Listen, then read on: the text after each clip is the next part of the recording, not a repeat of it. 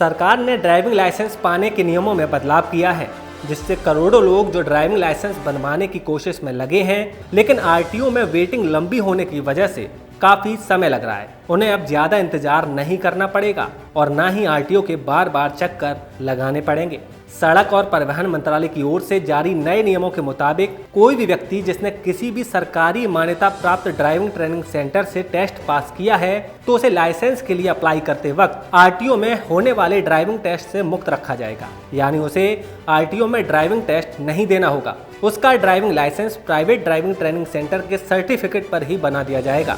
Driving licence के नए नियम 1 जुलाई से लागू हो जाएंगे, जो निजी ड्राइविंग ट्रेनिंग सेंटर्स को ही काम करने की इजाजत देंगे, जिन्हें राज्य ट्रांसपोर्ट अथॉरिटी की ओर से या फिर केंद्र सरकार की तरफ से मान्यता दी गई हो। इन ट्रेनिंग सेंटर्स की मान्यता 5 साल के लिए होगी। इसके बाद उन्हें सरकार से रिन्यूअल कराना होगा। सरकार के इस कदम से निजी प्राइवेट ट्रेनिंग स्कूल की अलग से इंडस्ट्री खड़ी हो सकती है। ट्रेनिंग सेंटर्स को लेकर सड़क और परिवहन मंत्रालय की ओर से कुछ गाइडलाइंस और शर्तें भी हैं, जिसमें ट्रेनिंग सेंटर्स के क्षेत्रफल से लेकर ट्रेनर की शिक्षा तक शामिल है। चलिए आपको इन नियमों के बारे में बताते हैं। अधिकृत एजेंसी ये सुनिश्चित करेगी कि दोपहिया, तिपहिया और हल्के मोटर वाहनों के ट्रेनिंग सेंटर के पास कम से कम 1 एकड़ जमीन हो। मध्यम और भारी यात्री माल वाहनों या ट्रेलरों के लिए सेंटर्स के लिए 2 एकड़ जमीन की जरूरत होगी। ट्रेनर कम से कम 12वीं कक्षा पास हो और उसे कम से कम 5 साल का ड्राइविंग अनुभव होना चाहिए। उसे यातायात नियमों का अच्छी तरह से पता होना चाहिए।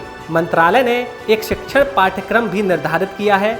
हल्के मोटर वाहन चलाने के लिए पाठ्यक्रम की अवधि अधिकतम 4 हफ्ते होगी, जो 29 घंटों तक चलेगी। इन ड्राइविंग सेंटर्स के पाठ्यक्रम को 2 हिस्सों में बांटा जाएगा, थ्योरी और प्रैक्टिकल। लोगों को बुनियादी सड़कों, ग्रामीण सड़कों, राजमार्गों, शहर की सड़कों, रिवर्सिंग और पार्किंग, चढ़ाई और डाउनहिल ड्राइविंग वगैरह पर गाड़ी चलाने के लिए सीखने में 21 घंटे खर्च करने होंगे।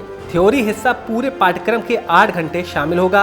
इसमें रोड शिष्टाचार को समझना, रोड रेज, ट्रैफिक शिक्षा, दुर्घटनाओं के कारणों को समझना, प्राथमिक चिकित्सा और ड्राइविंग ईंधन दक्षता को समझना भी शामिल है।